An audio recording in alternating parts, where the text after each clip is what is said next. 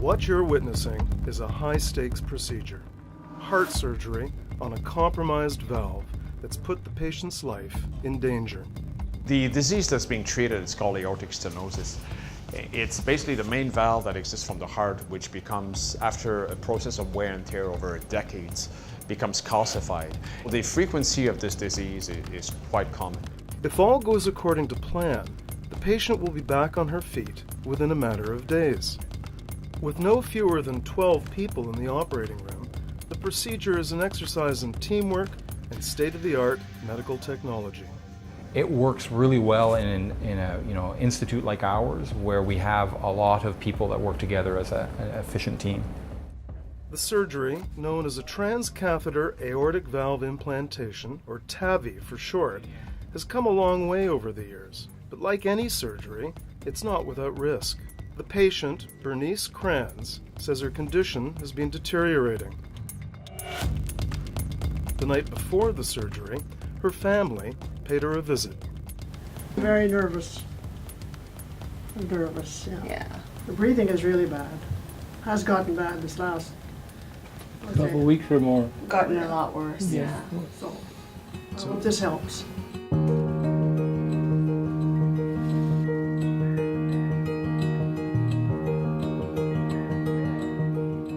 The morning of the surgery, the team of doctors and specialists take meticulous care in their preparation for the TAVI operation.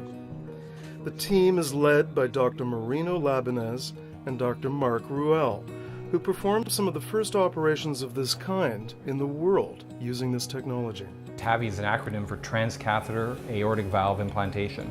So transcatheter means that we're using a tube. Aortic means the valve that we're putting in, and implantation means that we're putting it in the human body. Ultimately, the valve that the patient had is not removed.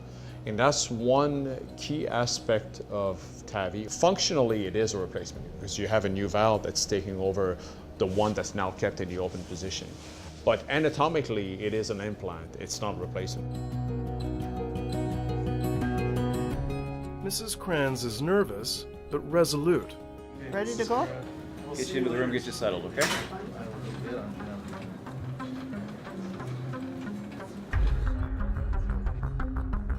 They put her in conscious sedation and begin the first steps of the procedure. First is one that's somewhat underappreciated, is getting into the artery of the leg.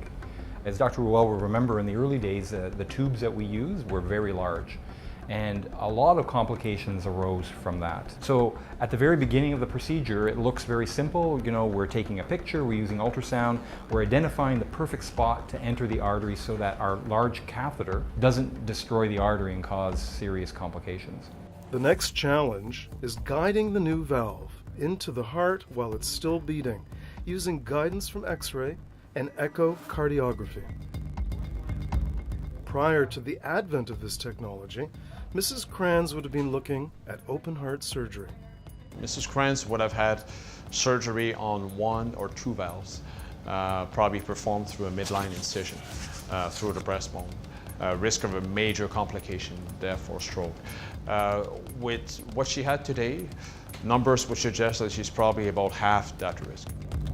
With the sheath in place, the team inflates the delivery system balloon and places a new valve in Mrs. Kranz's heart. 1, 2, 3, 4, 5. Balloon down. It goes off without a hitch. The device works properly, and the doctors remove the sheath and complete the surgery.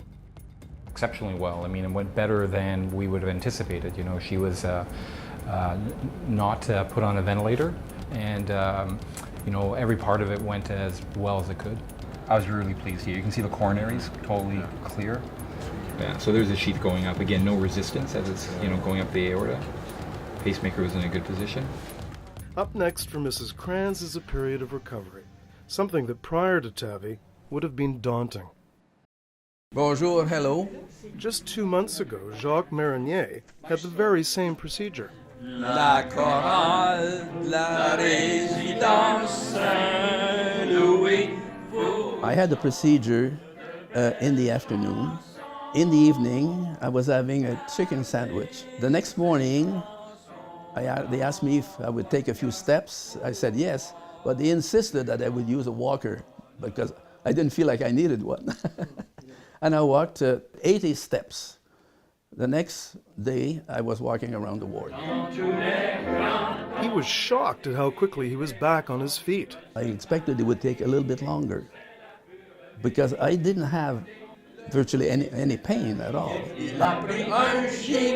So if I can be in the hospital for 4 days instead of 2 weeks, and then the recovery is much, much faster, that means that I don't need to cost the government money.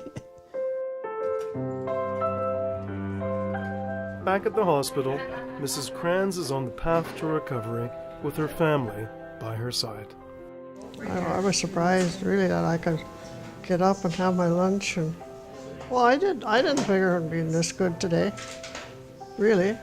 It's a profound change from just a decade ago, thanks to the development of the TAVI medical device and the doctors who've pioneered this new approach. We believed in this technology, and obviously many other people did as well.